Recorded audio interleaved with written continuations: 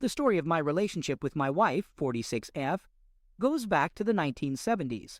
My parents immigrated from Brazil to the United States in 1970 and met another Brazilian couple who had recently moved to Dallas. They became fast friends and opened a business together 2 years later. In 1973, the wife of that couple became pregnant at the same time as my own mother. I was born 4 days before my wife, and since our families had no extended relatives in the U.S., we became each other's family. Her mother used to babysit me while my mother worked, and since I was an only child and her sisters were born 8 years later, we were practically raised together. We were inseparable, as my mother used to say. Our families took vacations together, and we had barbecues every weekend. We even went to church together every Sunday. We were the best of friends. Our love story started when I asked her on a date at the young age of 13, and to my delight, she agreed. Despite our tender age, our relationship was beyond our years. We were each other's best friends, and our connection was undeniable. We attended the same college, and, as fate would have it, we fell deeper in love. In 1994, I knew she was the one, so I proposed, and the following year, we got married. After we graduated, she started her own business, and I joined our dad's company. We welcomed our first daughter in 1998, and soon after, we were blessed with 3 more beautiful daughters, who are now 20, and 18 years old. It was like a dream. We were so happy. We lived our best lives with high salaries and comfort, owning multiple properties, including some in Europe. We vacationed twice a year, and our love life was healthy with indulgence in each other's kinks. We professed our love for each other every single day and had love normally 3 times a week. It was as if we were living in a fairy tale. I began to notice a change in her this year. She was spending more time working and constantly glued to her phone. Our love life started to dwindle, and we found ourselves arguing about trivial matters that we never used to. She became distant, cold even. When I confronted her about it, she blamed stress, but something just didn't add up. Our daughters even picked up on the change, but we were at a loss as to what was causing it. Last week was when I finally realized that something was off with my wife. My brother-in-law's younger brother had attempted to commit ending just 5 days ago, and it came as a shock to everyone.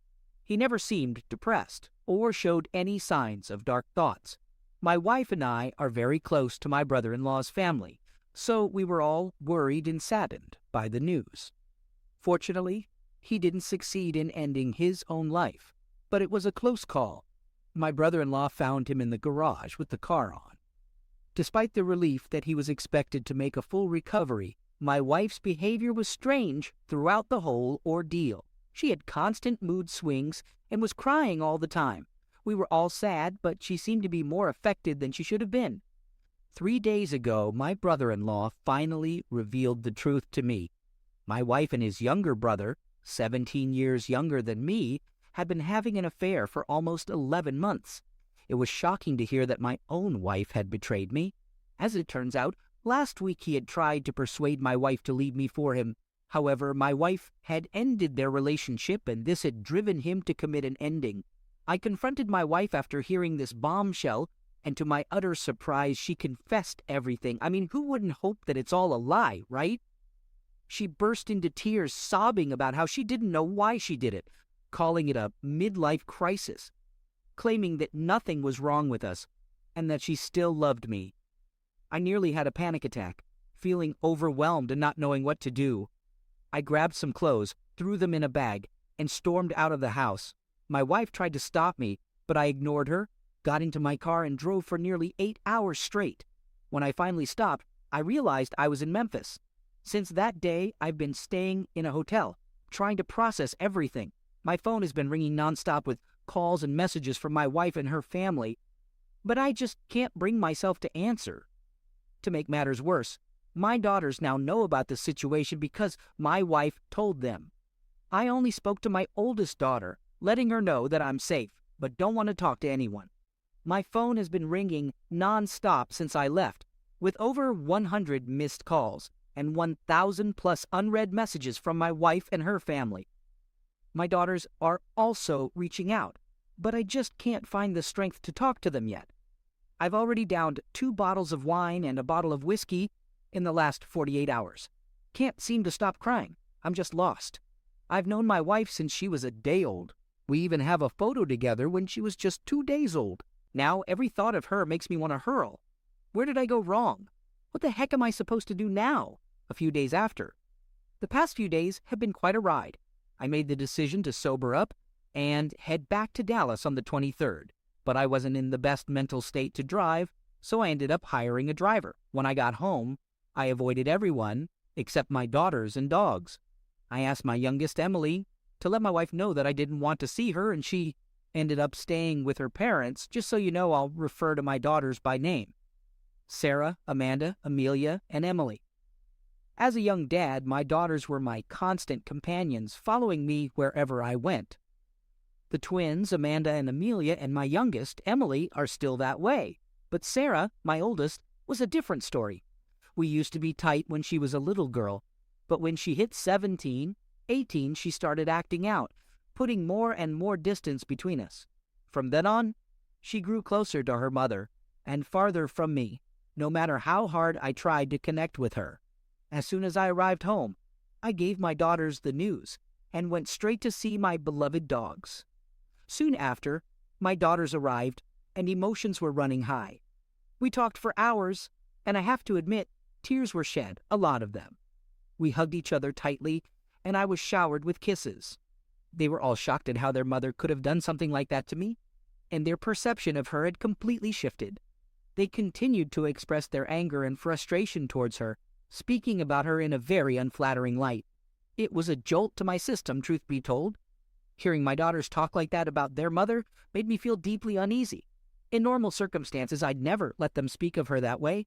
I was especially taken aback by Sarah's reaction. She used to be so close to her mother, but even though she saw the turmoil I was in, her response felt odd.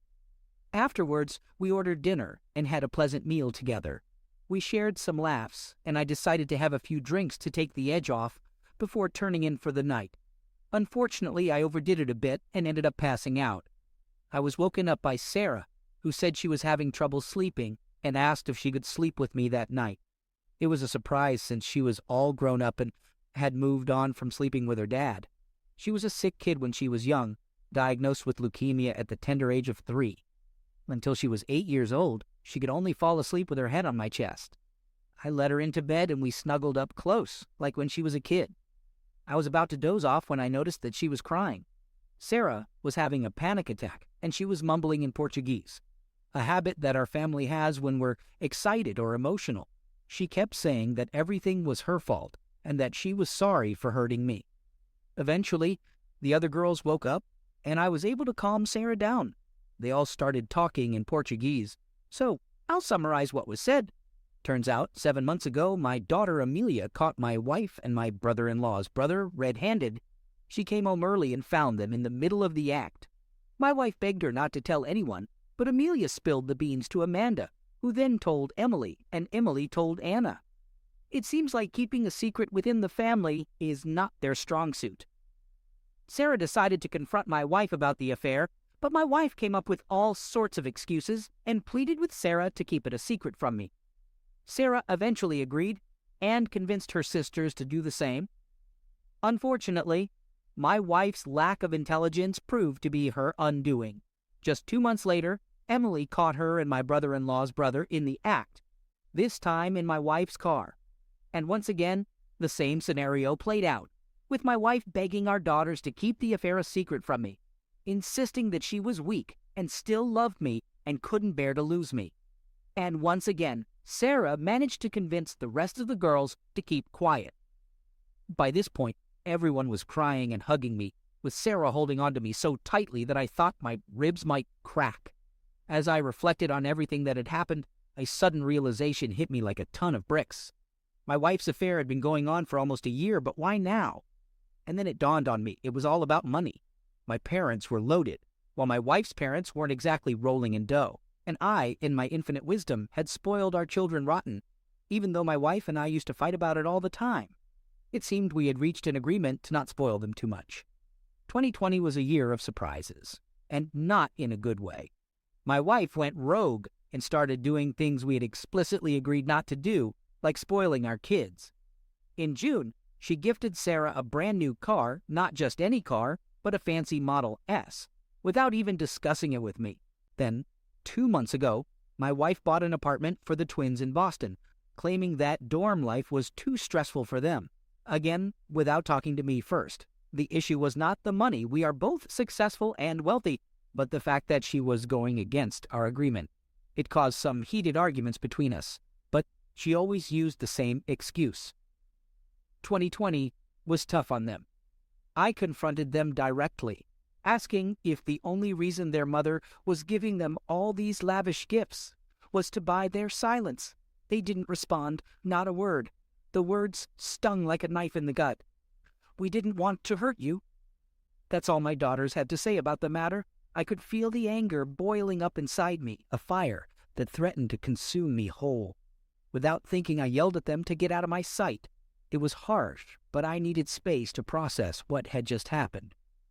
With a heavy heart, I began to pack my belongings. I grabbed my loyal dogs and we drove off into the night, headed for my ranch in Marshall.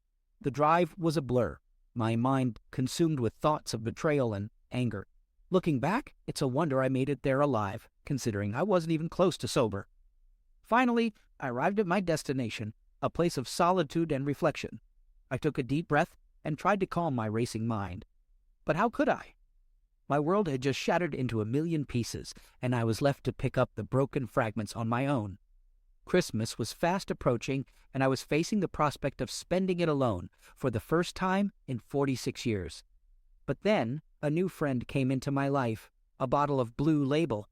We had never met before, but as the days passed, we bonded over the holiday season. I was a wreck, a complete and utter mess. The emotions were too much to bear, and I found myself crying more in those 5 days than I ever had in my entire life. It wasn't a pretty sight, but the bottle of Blue Label was there for me, like a loyal companion. The only thing that kept me sane during those days was my furry companions, my dogs. I was in a daze, didn't know which way was up. I kept asking myself, what do I do now? Where do I go from here? My mind kept going back to my parents' house. It had been a while since I last visited them. Memories of my mom flooded my mind. She was taken from us so suddenly. I can still remember that day like it was yesterday. My heart ached just thinking about it, and my dad, he fought a brave battle with his illness, but in the end he couldn't hold on any longer. He passed away just 4 months after my mom. My mother had expressed her wish to be buried in her hometown in Brazil, and my father had the same desire, so I laid them to rest there. But it was a torturous experience, to say the least. I was so close to my parents, and now I had no place to go and talk to them, to feel their presence. As fate would have it, I held a Brazilian citizenship by virtue of my parents' place of birth. After taking a COVID test, which surprisingly returned negative, I bought a plane ticket and embarked on a 13-hour journey to Brazil. 8 hours later, I arrived in the small city where my parents were buried. The population was less than 20,000, so I easily found their graves.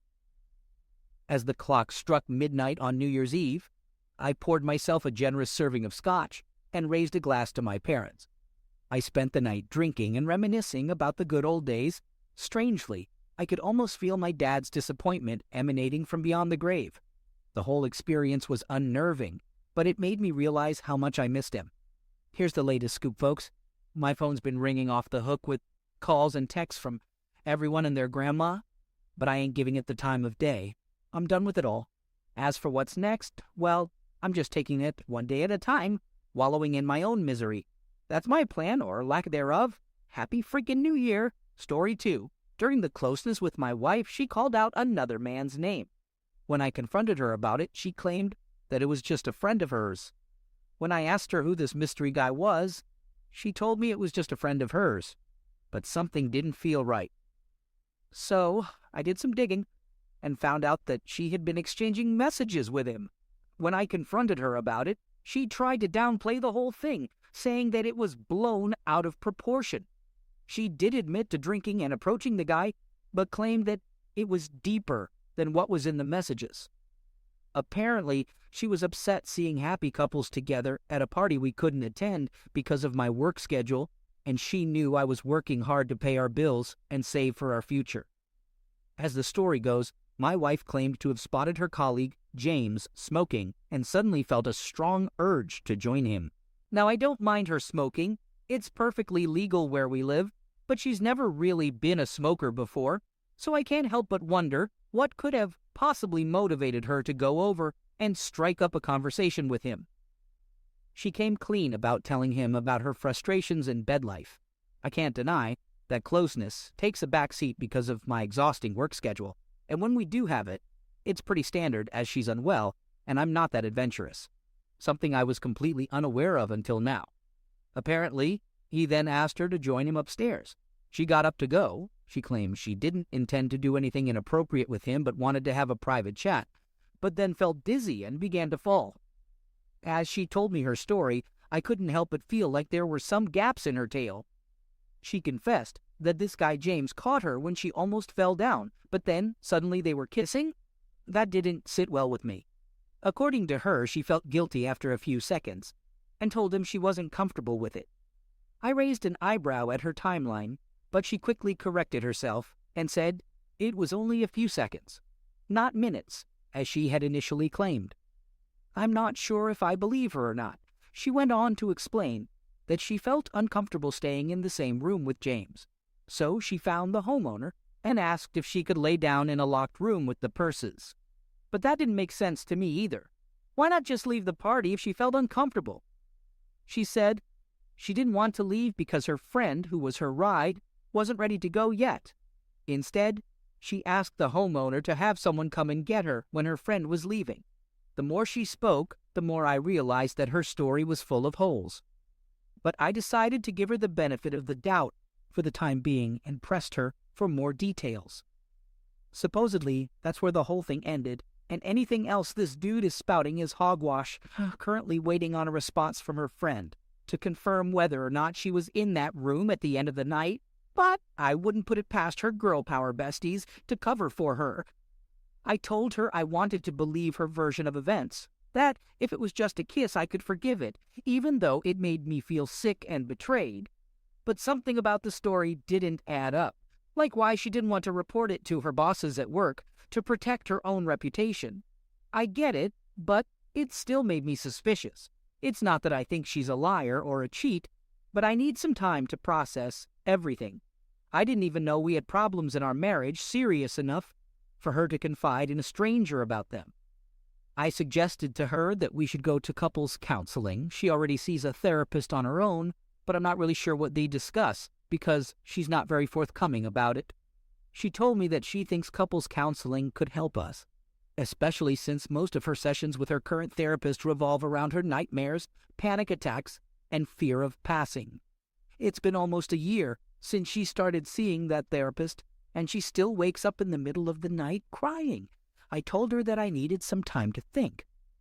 Maybe it sounds a bit dramatic, but I took a sheet and hung it up in the living room to create a little private space behind it where I set up my computer. I need to be alone with my thoughts for a while. I'll give it a day or two to let everything sink in, and then I'll talk to her again after her appointment on Thursday. I don't know how long it'll take me to get over this, but every time I look at her, all I can think of is her vulnerable and wide-eyed in someone else's arms, and it just hurts. My mind's a mess. I'm thinking about finding a therapist for myself, someone who can help me cope with the imminent loss of my wife, the love of my life. I'm holed up in the living room, hiding behind a makeshift sheet barrier with my computer on the couch. I feel like a child playing fort. But this is the only thing that feels right to me at the moment. She tried to talk to me, to come out from my hiding place, but I just couldn't face her. I need time to process all of this, to sort out my emotions and figure out what to do next. I'm lost, desperate for some guidance. If anyone out there can offer any help, any advice, I would be grateful beyond measure. At around 7 p.m., I left the house and aimlessly walked until I found myself standing in front of the liquor store. I ended up purchasing an average-sized bottle of tequila, and before I knew it, I'd already consumed a significant amount of it. Drinking isn't my usual go-to, and since I'm quite slim, I was quickly feeling the effects of the alcohol. By 9 p.m., I had stumbled back to the house and attempted to confront her. I was irate and inebriated, and in a moment of anger, I gave her a gentle shove. To my surprise, She responded by telling me to do it again, claiming that she wanted me to be mad. So I gave her another push, and she attempted to kiss me and touch me, which led to us engaging in some acts. The situation was consensual, but I wasn't comfortable with it. I only went along with it because it had been so long since she showed any interest. About 25 minutes into the act, she said the name James X. I asked her what the heck was going on, and she looked at me and said, "I guess he made me say it so much I forgot. I'm currently holed up in my own little world. Tomorrow, I plan to tell her to leave. I know I'll be all right without her, and she'll be fine without me." I was abruptly awakened at 4 a.m. by a pungent odor of marijuana wafting through the apartment. My mind was foggy, but I had a sinking feeling that something was wrong. I stumbled towards the bedroom, hoping against hope that my wife hadn't been foolish enough to bring that man back to our home. But as I entered the room, I found that most of her things, including her medications, clothes, TV, and computer, were gone. I desperately hoped that she had packed up and left on her own accord, but deep down, I knew that the reality was far from that. I marched down to the apartment office as soon as it opened and demanded to change the locks. She wasn't on the lease, and I wasn't going to tolerate her popping up unannounced to stir up drama. The office agreed, and I felt a sense of relief, knowing she couldn't just waltz in anymore. I texted her, telling her she could retrieve her belongings with the presence of her brothers or a mutual friend, but under no circumstances was that guy allowed in my apartment. Her response, the laughing so hard you're crying emoji, typical. I can't even deal with her immaturity right now. I made my way down to the apartment office as soon as it opened, ready to discuss changing the locks. I explained to the staff that she wasn't on the lease and I didn't want any trouble if she came back to cause problems. Afterward, I sent her a text message stating that when she comes to pick up her belongings, she should bring one of her brothers or anyone else but the guy in question. I made it clear that I don't want him anywhere near my property. However, her response was a laughing so hard you're crying emoji. It's as if she doesn't understand the gravity of the situation, and it makes me question if she's taking this seriously at all. As I reflect on last night, I'm starting to wonder if she's experiencing some kind of breakdown. Looking back, everything seemed so deliberate. It doesn't make sense to say someone's first and last name during closeness, unless you're either weird or you want to make sure your boyfriend knows you said someone else's name and didn't just mishear his own. I picked up the phone and dialed my boss's number. He was surprisingly supportive of my decision and advised me to take some time off to clear my head. He even gave me a few days off, telling me that my job will still be there when I'm ready to return. It's been months since I've had 2 consecutive days off, let alone 4. Going back to a life that doesn't revolve around her will be a challenge. I'm not even sure if I remember how to have fun anymore, but I'm optimistic that I'll find my way back to happiness. I've got to say, the fund was a smart move on my part. It's almost entirely my hard-earned cash, maybe even all of it. But I'm not letting that go to waste. If things go smoothly and she collects her things without a fuss, I'm planning on giving her around $500 out of it as a parting gift. After all, it was meant for her, right? But the rest of that sweet stash is all mine. Baby, I might even treat myself to a little getaway using some of my vacation time. Time to leave all this drama behind and live a little. I'm not really worried about her.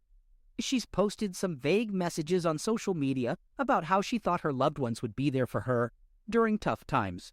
It's already filled with likes, sad emojis, and comments like, "Message me, girl," so she's getting all the support she needs. My mind is still reeling, and I'm trying to process everything that's happened. It may sound a bit over the top, but I'm seriously considering seeking counseling. I feel hurt and violated, and I don't think I can come to terms with it all on my own.